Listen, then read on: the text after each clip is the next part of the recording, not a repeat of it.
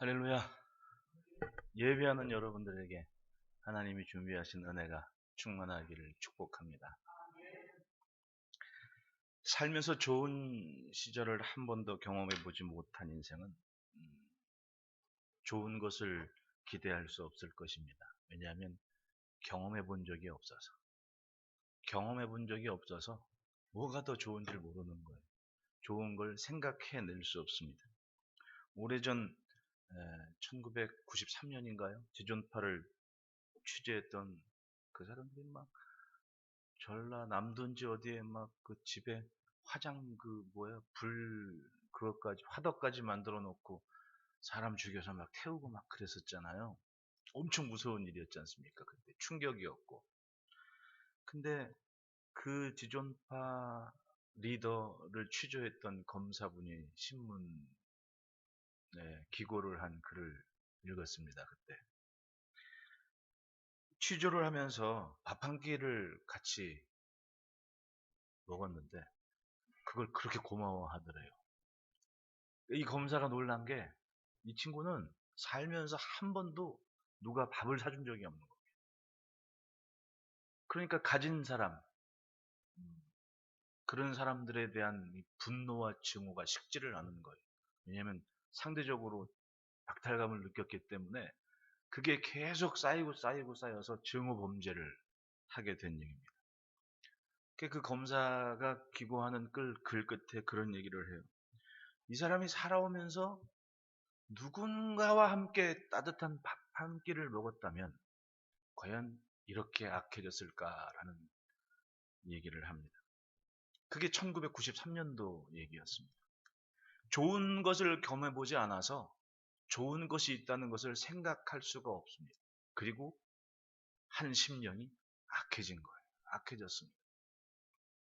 그것이 자신에게는 아픈 상처가 되고 그리고 좋지 않은 그런 결말을 맞게 됐다는 얘기입니다. 오늘 성경의 에스겔의 인생을 생각해 보면 그리 좋은 시절을 살지 못했을 것이라는 것을 역사적인 사건을 되짚어 보면 알만합니다. 에스겔은 아버지가 아들 이름을 지을 때 에체케일, 하나님께서 강하게 하신다. 하나님께서 강하게 하시기를 기대하는 소망을 품고 아들 이름을 줬습니다. 왜 그랬을까요? 바꿔 얘기하면 이 아버지가 살았던 시대는 굉장히 어려웠던 거예요. 힘들었던 겁니다. 그러니까 어떻게 내 아들 때에도 이렇게 살면 안 되지 않겠느냐. 아들 이름에 소망을 담았습니다. 소망을 담았습니다. 그렇게 이름을 지을 정도였으니까 아버지의 기대감이 얼마나 컸는지를 알만하겠죠. 에스겔의 인생을 딱 시대적으로 분류해서 생각해 보면 주전 622년경의 율법책이 성전에서 발견된 일이 있었습니다. 요시야 왕이 한창 성전 개혁을 시작할 때의 모습이었죠. 요시야 왕이 어렸을 때 예루살렘과 유다는 어두웠죠. 힘겨운 때를 지냈습니다. 아버지는 이 에스겔의 아버지는 이름이 부시였습니다. 영어 부시 말고 미국의 부시 대통령 말고 이 히브리어의 부시인데 부시라는 이 이름 자체는 멸시나 경멸이었던 거예요. 여러분 그 역대서를 보면 야베스 나오지 않습니까? 그러니까 그 시대는 어렵고 어려운 시대를 지냈으니까 야 너는 고통이다 이렇게 지은 거 아니에요. 그런 의미에서 이 아버지 이름을 보십시오. 이름이 경멸이고 멸시예요. 제사장임에도 불구하고 멸시나 경멸이라는 이름을 줬다는 이야기는 이 제사장들이나 아니면 성전에서 봉사하는 사람들이 존중받지 못하는 시대였고 그 이름이 그 할아버지, 그러니까 에스겔의 할아버지 때는 그런 상황이었기 때문에 아들 이름을 야, 참 속상하구나 멸시야. 야, 이게 참 사람 이름이 우리네하고는 좀 달라요. 우리는 이제 한문화권으로 짓긴 하는데 아니 평생을 아버지가 멸시야 멸시야 그랬으면 그거 얼마나 솔직히 상처가 되겠냐고요. 네?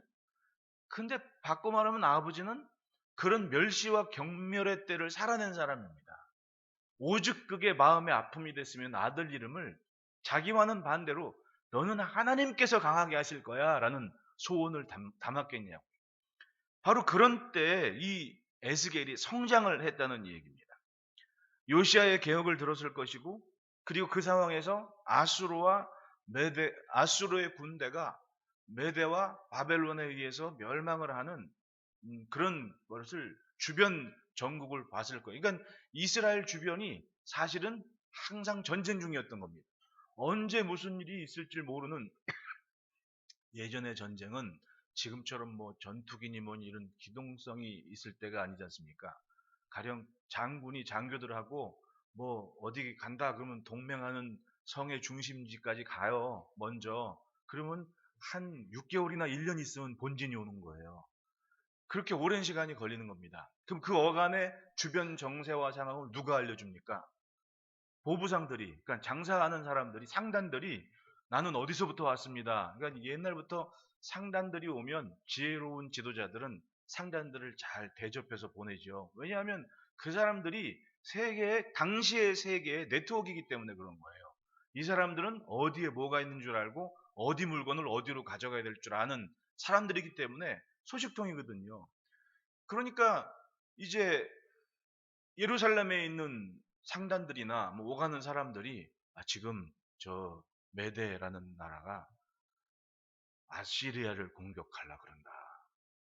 그때가 이제 정세가 이제 페르시아의 키루스가 이제 막 젊은 한 40대 초반, 30대 후반 이렇게 될 때였죠. 그러니까 세상의 정세가 어떻게 바뀔지를 모르는 거예요. 불안한 겁니다.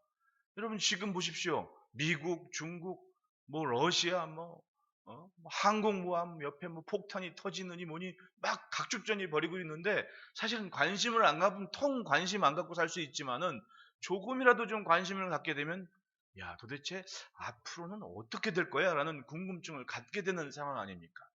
에스겔이 살았을 때가 바로 그랬다는 거예요. 자기 이 북쪽에 있는 동포, 북이스라엘은 이미 멸망을 했고 그 아수르가 얼마나 무서웠어요. 근데 그렇게 잔인하고 무서운 아수르가 지금 메디아라는 나라하고 페르시아는 나라, 바벨론이라는 나라가 함께 공격을 해서 멸망을 시킨다는 소식이, 전쟁이 벌어진다는 소식이 오는 겁니다. 아니 아니 애굽까지 이긴 아수르를 이렇게 얼마나, 그러니까 사실은 그 어간의 예루살렘은 얼마나 공박을 받았습니까? 그냥 두려운 거예요. 좋은 시절이 없는 때를 살았던 겁니다. 게다가 바벨론에서 느부갓네살이 다니엘을 비롯해서 유다의 많은 지도자들을 포로로 데려갔던 사실을 들었고, 자신 또한 그 포로들과 함께 가야만 하는 그런 시골지됐던 겁니다. 역시 바벨론 유소는 주전 한 605년경부터 순서대로 벌어지죠. 세 차례에 걸쳐서. 그러니까 처음 다니엘이 잡혀갔고 그 다음에 뭐 에스겔이나 이런 젊은 사람들이 잡혀가고 세 번에 걸쳐서 가는 거예요. 그냥 나도 그렇게 되는구나. 나라 망해서 남의 나라로 포로로 잡혀가는 그런 신세가 됐다는 얘기입니다. 그런데 아버지는 여호와께서 너를 강하게 하실 거다. 이 말을 믿어야 돼요, 말아야 돼요. 그것이 에스겔이 살았을 때의 정황이었고 삶이었던 겁니다. 에스겔은 그 후로 주전 한 593년에서 571년, 그러니까 대략 한 2차 포로기에 사로잡혀간 그런 사람들 중에 아마 속했을 겁니다. 대략 한 23년 동안 그 바벨론에서 사로잡힌 사람들 탐바구니에서 하나님의 말씀을 전했던 선지자였습니다. 힘겹게 바벨론에서 살아가는 어느 날, 오늘 본문 말씀 보면 하나님께서 주의 영이 에스겔을 골짜기로 데려가서, 그러니까 이게 큰 환상으로 에스겔에게 보여주신 장면 아닙니까? 갔더니 골짜기에 뼈들이 사방에 누워 있는 겁니다. 그리고 하나님께서 물으시는 거예요. 인자야, 이 뼈들이 능히 살 수 있겠느냐? 그리고 뭐라고 얘기해요? 이거 말 한마디 잘못하면 믿음이 없다 그럴 것이고, 또 산다 그러면 건방지다 그럴 것이고, 이게 좀 애매모호한 상황이니까 에스겔은 주 여호와여 주께서 아시나이다. 가장 지혜로운 답변이었습니다. 그리고 하나님은 에스겔에게 명령하시죠. 너는 이 뼈에게 대언하여 이르기를 너희 마른 뼈들아 여호와의 말씀을 들을지어다. 선포해라. 뼈들에게 하나님의 말씀을 전하라고 하시는 겁니다. 이게 얼마나 어려운 일이에요. 예? 멀뚱멀뚱 눈뜨고 있는 사람도 사람 앞에서 설교하기도 힘든데 예? 뼈들이 누워있는데 거기다 대고 무슨 말을 하냐고요. 근데 여호와의 말씀을 전할지어다 라고 하시니까 난감합니다. 그리고 뼈들에게 또 얘기해라. 뭐냐 5절에 내가 생기를 너희에게 들어가게 하리니 너희가 살아나리라. 뼈들이 살아날 것이라고 하나님께서 말씀을 하십니다. 마른 뼈들을 앞에서 말씀을 전하면 그리고 그 뼈들에게 하나님께서 생기가 들어가서 살게 하신다고 말씀을 하시니 난감한 상황인데 비로소 자기 이름의 의미를 알게 됩니다. 왜 아버지께서 내 이름을 여호와께서 강하게 하실 것이다. 여호와께서 강하게 하시기를 그런 의미로 지었는지 알게 된 겁니다.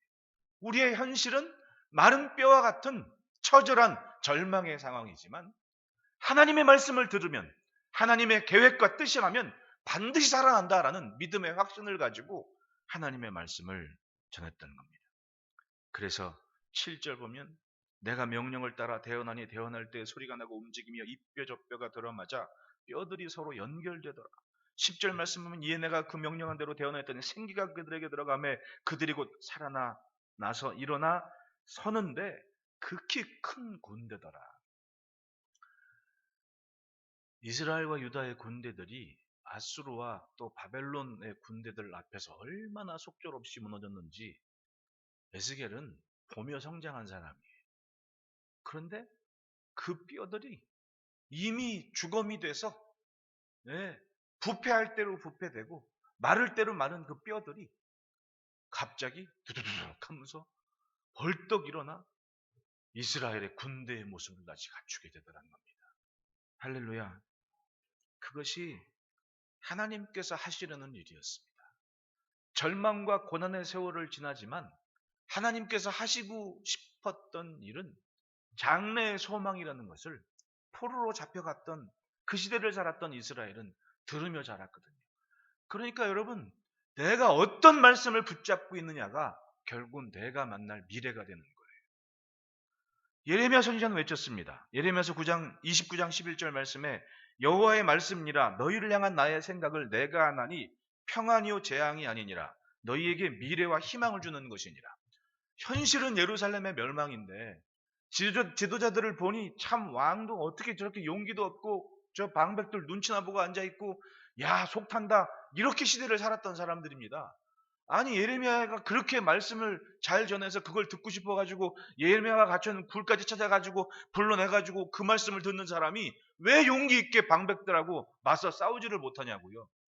심지어는 너 예레미야 내가 만났던 말 하지마 시드기야 왕이 그랬잖아요. 절대로 다른 장군들이나 신하들한테 얘기하지 말라고 내 목숨이 위험하다고. 그게 예루살렘 멸망할 때 에스겔이 봤던 자기 왕의 모습이었거든요. 절망이죠. 절망. 그런데 그런 수모와 순교까지 하는 예레미야는 그 시대를 살았던 여전히 하나님을 경외하는 이들에게 말씀을 전하는 겁니다. 하나님께서 당신들을 향한 계획과 생각은 미래와 희망을 주기 위한 것이다. 할렐루야. 뭘 믿어야 됩니까? 뭘 믿어야 되냐고요. 말씀드렸듯이 하나님을 경외하는 인생들은 정말 사슬에 매어 끌려갈지라도 마지막 들었던 그 선지자의 말씀을 놓치지 않고 자기들의 믿음을 지키며 하나님 앞에 살았던 사람들은 하나님이 반드시 돌이켜냈다는 얘기예요. 에스겔서 18장 31절 보십시오. 너희가 범한 모든 죄악을 버리고 마음과 영을 새롭게 할지어다. 이스라엘 족속아 너희가 어찌하여 죽고자 하느냐라고. 에스겔서 33장 11절 말씀에 너희는 그들에게 말하라. 주 여호와의 말씀이 나의 삶을 두고 맹세하노니 나는 악인이 죽는 것을 기뻐하지 아니하고 악인이 그의 길에서 돌이켜 떠나 사는 것을 기뻐하노라. 이스라엘 족속아 돌이키고 돌이키라. 너희 악한 길에서 떠나라. 어찌 죽고자 하느냐. 이 말씀은 정말 간절하게 하나님께서 이스라엘이 살아나기를 기대하는 메시지 아닙니까? 하나님께서 듣게 하신 말씀이었던 거예요. 그리고 하나님께서 기대하시는 것이 내가 그들과 화평의 언약을 세워 영원한 언약이 되게 하고 또 그들을 견고하고 번성하게 하며 내 성소를 그들 가운데 세워서 영원히 이르게 하리니 내 처소가 그들 가운데 있을 것이며 나는 그들의 하나님이 되고 그들은 내 백성이 되리라. 그것이 하나님께서 하시고 싶은 계획과 뜻이었던 겁니다. 여러분, 하나님은 항상 하나님의 백성의 하나님이신 거예요. 믿으십니까? 예. 우리의 얕은 경험과 지식에 얽매여 계시는 분이 아니라 저 너머에 계신 정말 굉장한 능력의 하나님이 내 아버지가 되어주시기를 원하시고 내 하나님이 되어주시기를 원하신다는 것. 그 말씀을 기억하시고 그것을 약속 삼아서 매일매일 믿음의 승리가 있기를 축복합니다. 그러므로 첫째 따라 합시다. 절망의 현실은 믿어야 할 이유다.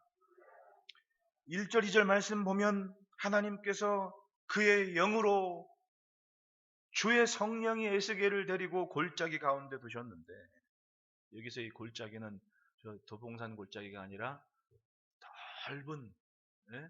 전쟁을 할 수 있을 만한 넓은 터전이라고 제가 말씀드렸죠. 능선과 능선 사이에 넓은 평원을 이 히브리어에서는 골짜기라고 불렀던 거예요. 그러니까 우리는 여기에서 요 사이가 골짜기인데, 이 사람들은 아주 통이 큰가 봐. 저기 갖고 요 사이가 골짜기야. 이 골짜기 안에서 전쟁이 많이 벌어졌다는 얘기입니다. 그러니까 전쟁이 벌어졌을 때 다 이제 참패를 하고 패전한 결과 이스라엘이 마른 뼈다귀가 되어서 그렇게 누워있는 상태입니다. 얼마나 방치가 됐으면 뼈들이 누워있겠냐고. 바꿔 말하면 누구 하나 살아서 장례식 치러주지를 못했다는 거예요. 여러분, 고대 전쟁 같은 데면 전쟁사를 가만히 보면 전쟁이 끝나잖아요. 그러면 아군이건 적군이건 구덩이를 파가지고 장례를 지내요. 그게 또 그 시대 전쟁의 예의였기 때문에 잘 수습을 해서 그거를 한단 말입니다. 그리고 그 중에 적장들 같은 경우는 이제 효시를 하죠. 막 잡아서 막 성문에 걸어놓고 성경에도 나오잖아요. 사울이 그렇게 효시된 것처럼.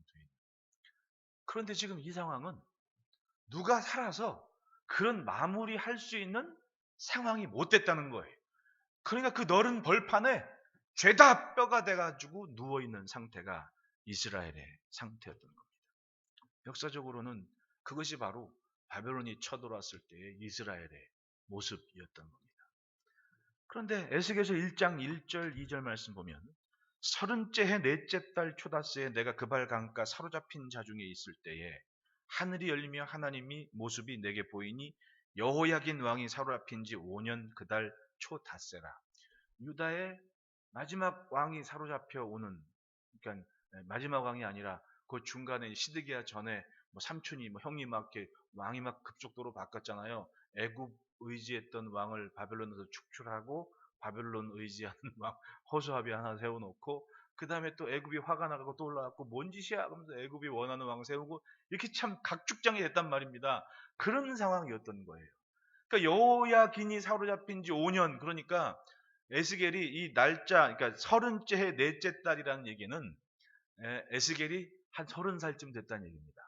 그리고 여호야긴 왕이 포로 잡힌 지 5년. 그랬으니까 약 이 에스겔이 30살 된 에스겔은 한 20대 중반 이쯤 돼서 포로로 잡혀온 사람들의 틈바구니에 있었던 얘기죠. 그래서 성경 순서를 보면 이사야, 예레미야, 에스겔 이렇게 순서가 역사적으로는 딱 맞아 떨어지는 그런 순서입니다.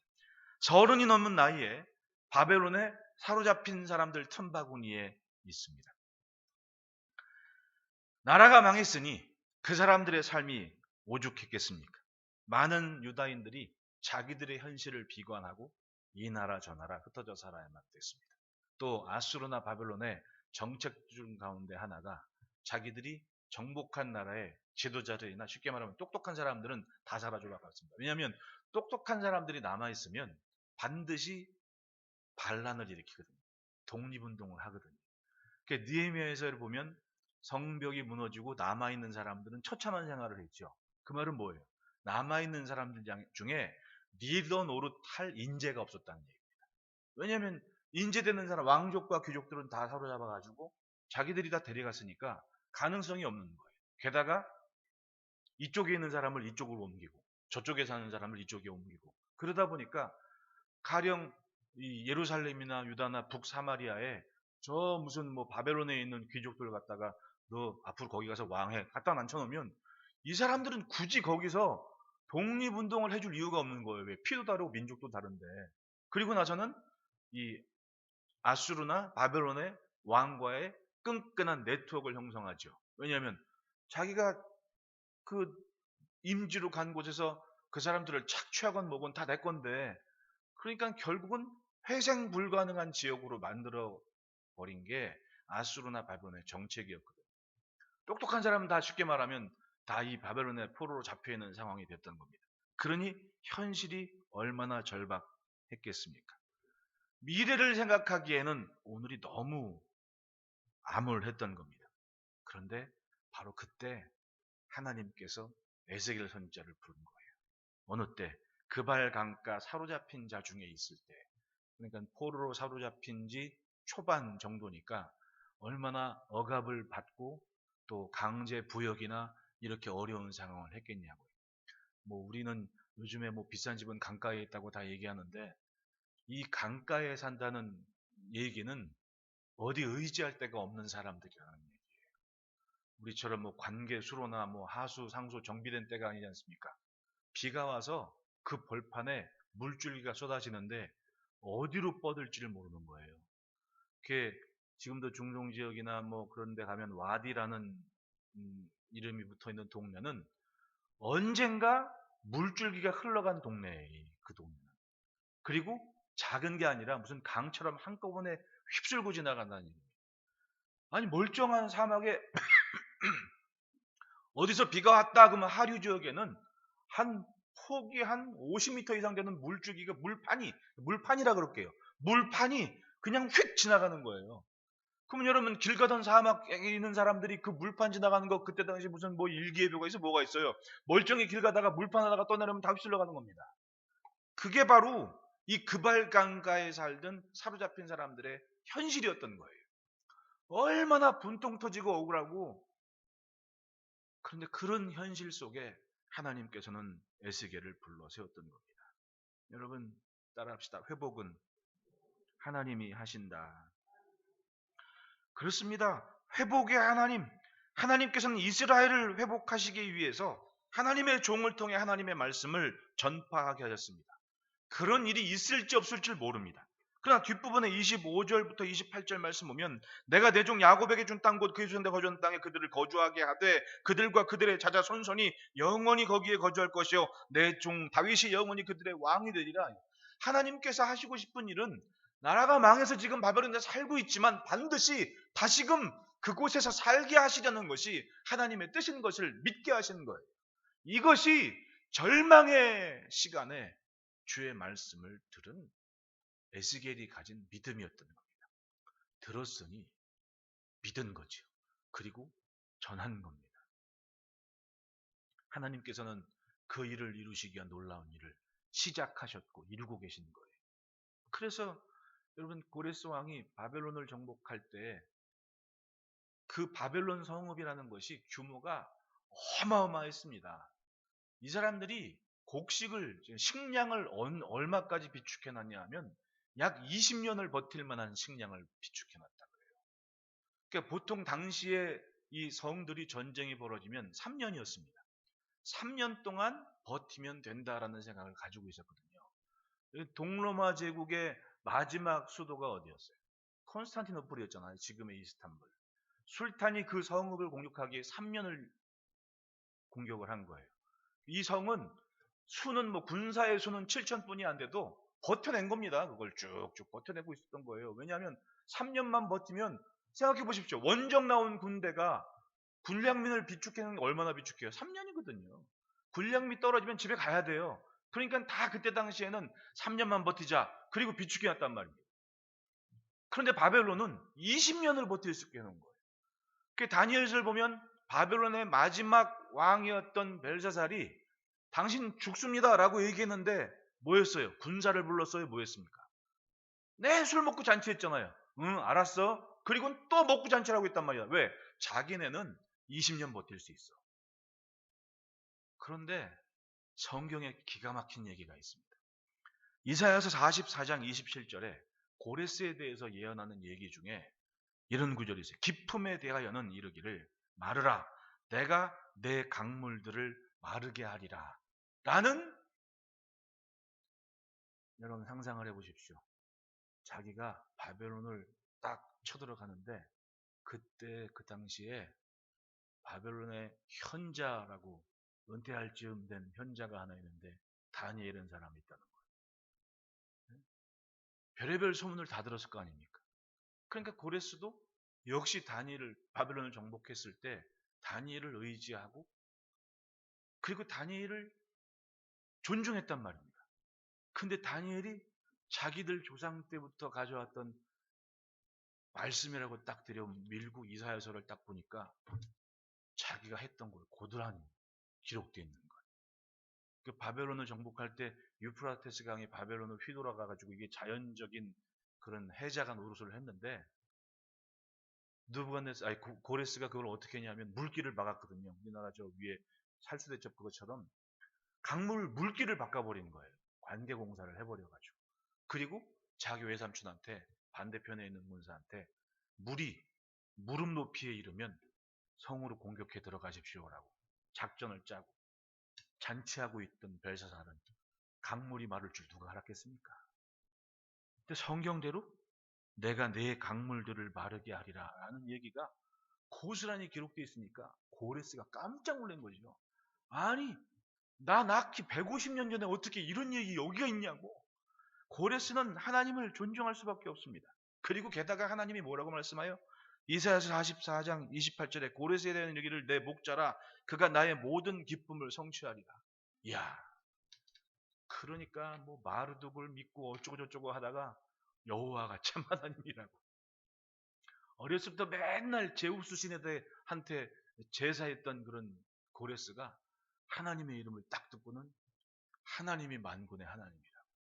근데 그 일을 이미 바벨론에 사로잡혀 있던 이스라엘 백성들이 알고 또 기대하고 있었는데 어느 날 갑자기 그 인물이 진짜로 짠하고 나타났다는 얘기.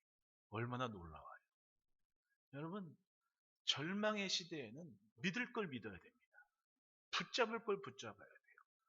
오늘이 절망이라는 것을 누구나 다 인지하고 인식할 수 있습니다. 그러면 그 다음은 뭐냐고요? 무엇을 해야 살 짓을 하는 것인지 그건 스스로의 책임입니다. 말씀을 전했지만 안 믿고 버틴 인물들은 예루살렘 멸망할 때 다 망했습니다. 다 죽었습니다.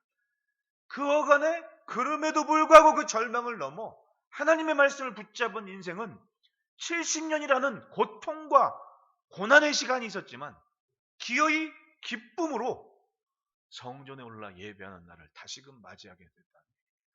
할렐루야. 그러므로 역사는 하나님께서 하시는 일이고 하나님이 주인이십니다. 여러분, 어느 시대를 살던 하나님의 일에 쓰임받는 삶이 되시기를 축복합니다.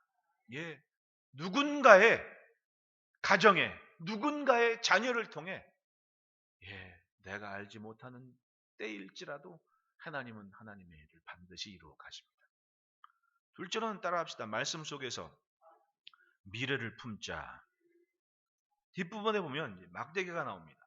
에스겔을 통해 하나님께서 말씀하시는데 막대기 하나를 가져다가 그 위에 유다와 그 짝 이스라엘 전이라 쓰고 다른 막대기 하나를 가지고 그 위에 에브라임의 막대기고 요셉과 그 짝 이스라엘 온 족속이라고 쓰고 그 막대기를 서로 합하여 하나가 되게 하라. 내 손에서 둘이 하나가 되리라. 기가 막힌 말씀을 또 하시는 겁니다. 다시 말하면 사실은 예루살렘이 멸망하기 전에 이미 저 위에 르호보암 왕 때부터 이스라엘은 북쪽과 남쪽으로 나뉘어서 역사를 이루어 왕조가 달랐습니다. 그런데 이 70년 고난의 세월이 지난 이후에 하나님은 북쪽과 남쪽 이스라엘과 유다를 하나로 다시 묶어서 어디에서? 내 손에서 하나가 되게 하리라. 그러니 정말 애들 이름은 잘 지어야겠더라고요. 응? 멸시와 멸망, 그 멸시라는 뜻을 가지고 있는 아버지가 자기가 얼마나 마음에 산 게 평생 자기 아버지가 자기한테 멸시야 멸시야 그렇게 불러가지고 얼마나 이 마음에 응어리가 졌으면 내가 내 아들 이름만큼은 제대로 나만 다른 삶을 살아야지. 여호와께서 강하게 하실 거다. 하나님께서 강하게 하실 거다. 맨날 불렀더니 정말 하나님께서 그 아들을 부르셔가지고는 말씀을 전하게 하고 그 손에서 이스라엘과 유다가 하나가 되게 하는 그 환상을, 장래에 대한 비전을 심어주신 겁니다. 굉장한 일이죠. 포로로 잡혀 살던 유대인들에게 하나님의 계획이 들려지게 됩니다. 20절부터 22절에 너는 그 글을 쓴 막대기들을 무리 눈앞에 손에 잡고 그들에게 이르기를 주 여호와께서 이같이 말씀하시기를 내가 이스라엘 손을 잡혀간 여러 나라에서 인도하여 그 사방에서 모아서 그 고국 땅으로 돌아가게 하고, 현실은 바벨론만이 아니라 이 나라 저 나라 다 흩어졌습니다. 도망친 사람들도 있고 정책적으로 옮겨 산 사람들, 이주해서 산 사람들도 있고, 그러니까 언제 어디 있는지 몰라요. 제가 이제 몇 년 전에 박주영 선교사 왔을 때 그랬잖아요. 저 중국 어디에 유대인들이 사는 그런 마을이 있다고. 거기가 어딘데 거기까지 와서 사냐고. 그러니까 제가 얘기했지 않습니까? 이 세계 지도를 펼쳐놓으면 세계가 그렇게 넓은 게 아니라고. 왜냐하면 다 거기서 거기라고. 사람이 그렇게 무서운 거예요. 사람의 근성이라는 게. 그런데 그렇게 흩어진 사람들이 어느 틈엔가 하나님은 다 불러 모아서 하나님의 성전에서 함께 예배할 날을 계획하고 계신 것을 듣게 하신 겁니다. 할렐루야. 보십시오.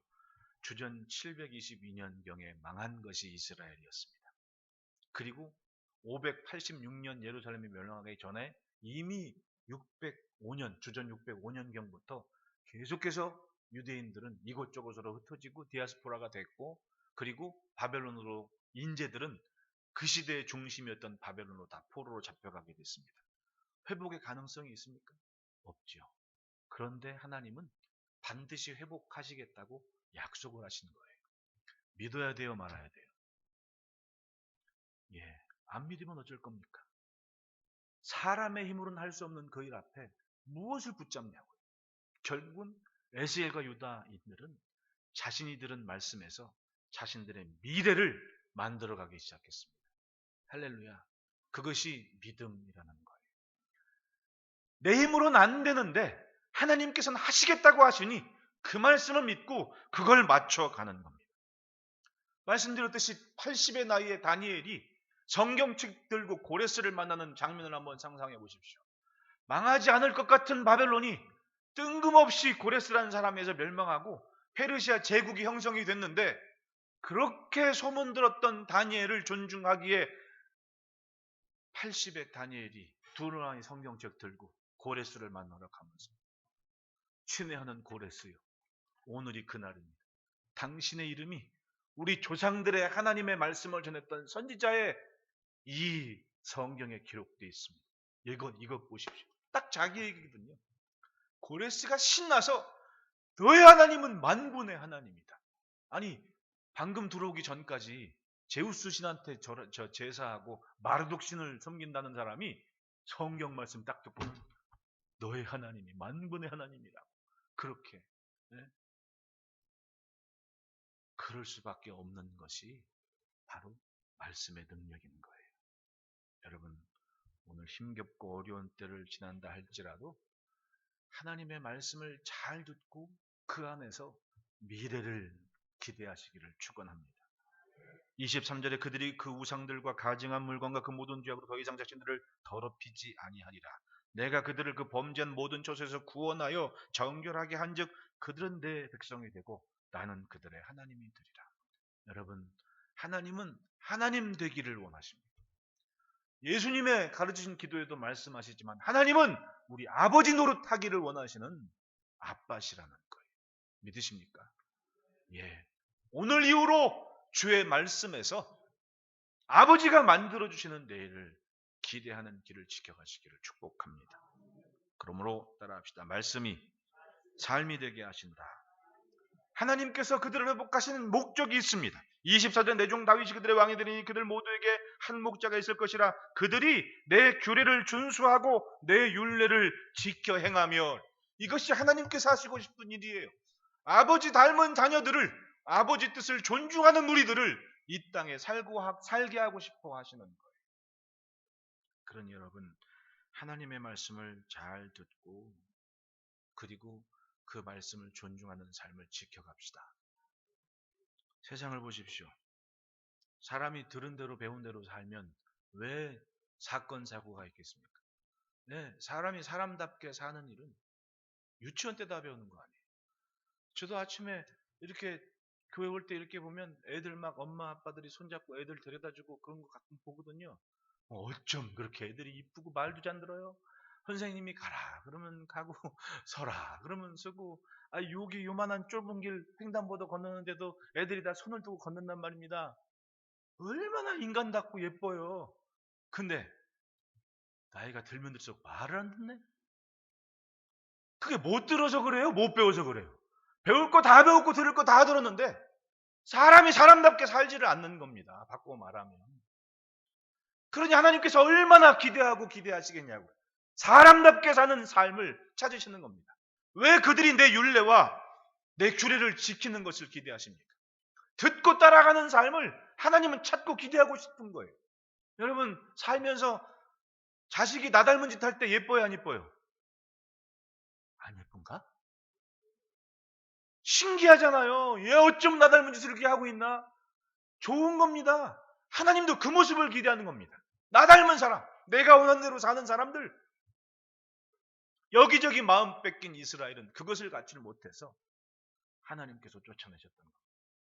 레위기 말씀처럼 토해내신 거예요. 땅. 토하게 냅둔 겁니다.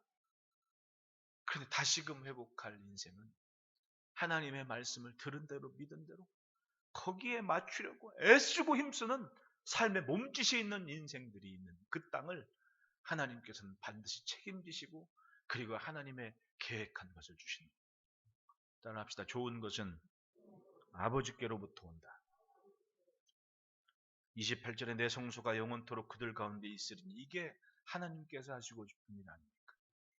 늘 함께 하시는, 처음 장막 짓고 신혼 때의 사랑과 소년 때의 우위를 생각하시는 하나님이 여전히 그것을 기대하고 생각하고 계신다는 얘기입니다. 같이 있고 싶어서. 여러분, 하나님과 함께하는 인생들에게 반드시 하나님이 준비하신 날이 찾아옵니다. 오늘 힘겨운 때를 지난다 할지라도 아버지 하나님이 준비하신 내일을 기대하는 복된 발걸음 되시기를 축복합니다. 기도하겠습니다.